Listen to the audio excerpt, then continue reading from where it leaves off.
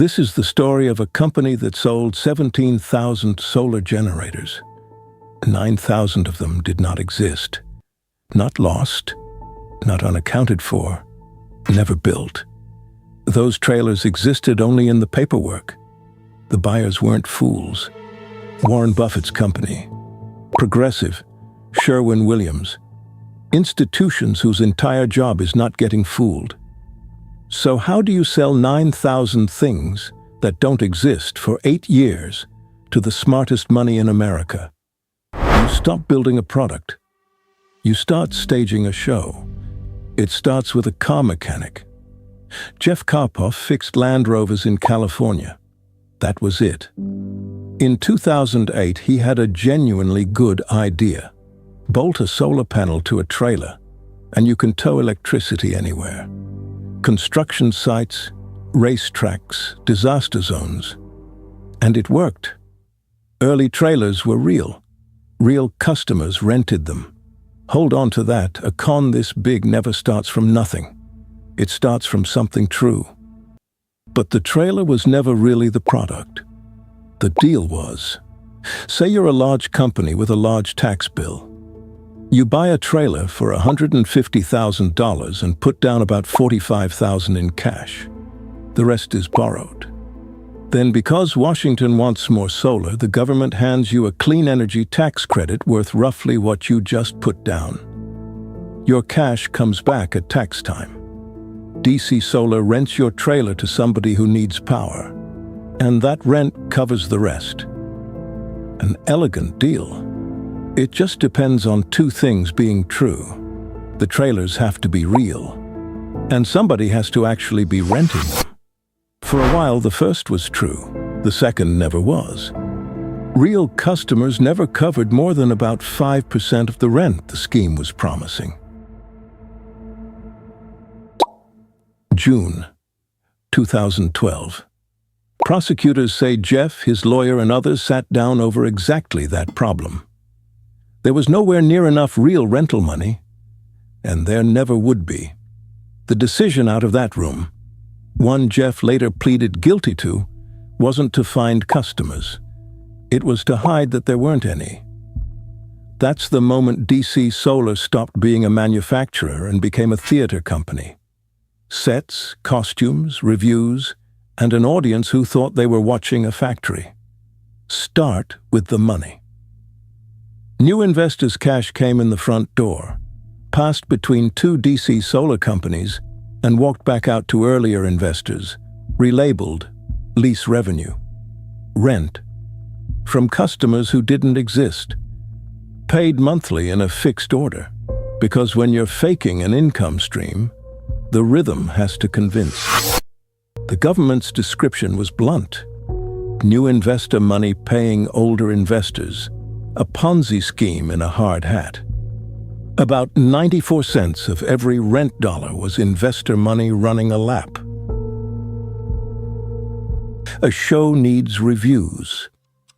Every deal required an independent engineer to certify each generator was, in the paperwork's exact words, ready and able to be used for the production of electricity. No certificate, no money. The man who signed was Joe Bayless. An electrician, not an engineer, and a friend of Jeff's since high school. He signed thousands of them. That leaves a problem.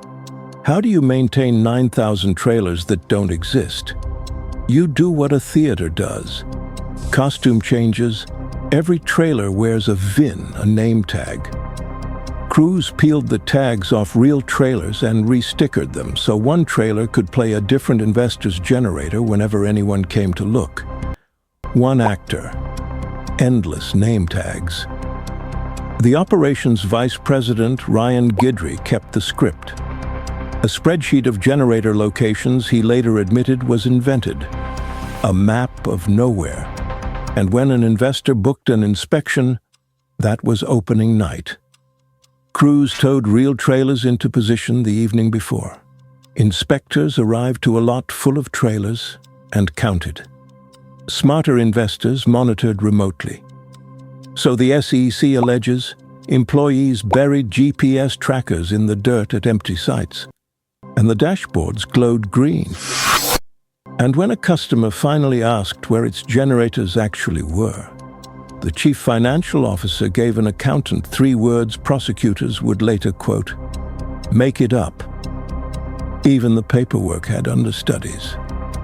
The agreement explaining those internal transfers was drafted in 2014 and dated 2011. That isn't sloppy bookkeeping. That's a script. Out front, DC Solar was becoming famous. Its name went up across NASCAR, 16 racetracks. Nothing advertises a real company like a logo doing 200 miles an hour. At the 2018 holiday party, the entertainment was Pitbull, the actual Pitbull. And Jeff, the Land Rover mechanic, collected about 150 cars. More than $912 million had come through the door. That's $320,000 a day, every day, for almost 8 years. By 2016, the SEC says the factory had all but stopped building at scale. The selling didn't slow at all. But a production this size has a structural flaw. The bigger the show, the more people backstage, and every one of them sees the set from behind. In 2018, one of them walked out. Court filings describe an insider who worked out what was happening, left the company and became a whistleblower. And here's the cruel part. For 6 more months, nothing changed. The races kept running. The certificates kept coming. And the FBI quietly read the script. December 18th, 2018. Closing night. Federal agents hit the headquarters and Jeff Carpoff's home in one sweep, servers and several hundred boxes of records.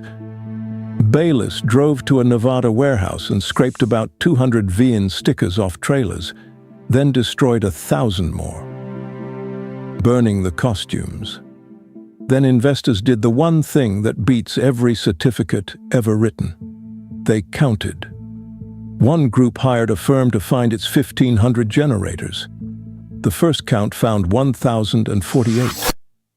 The Justice Department's final number, of roughly 17,000 generators sold, 9,000 had never existed.